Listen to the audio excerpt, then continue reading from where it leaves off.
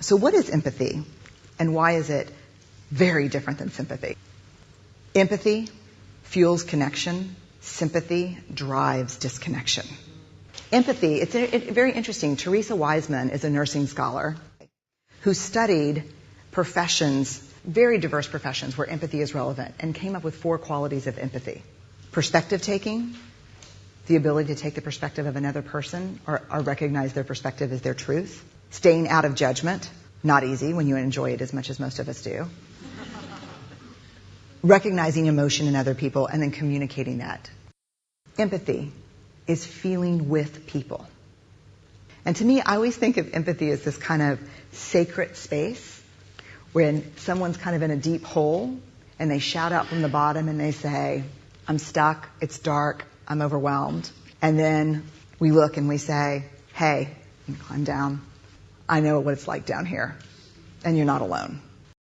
Sympathy is, ooh, it's bad, no. You want a sandwich?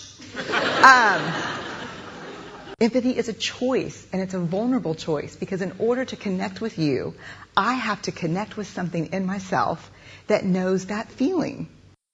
Rarely, if ever, does an empathic response begin with at least.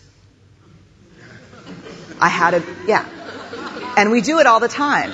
Because you know what? Someone just shared something with us that's incredibly painful, and we're trying to silver lining it. I don't think that's a verb, but I'm using it as one.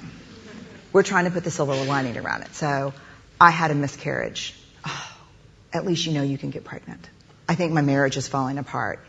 At least you have a marriage.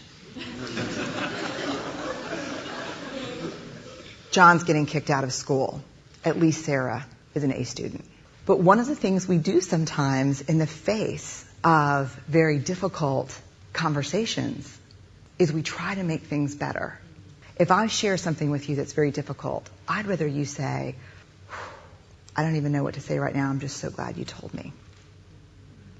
Because the truth is, rarely can a response make something better. What makes something better is connection.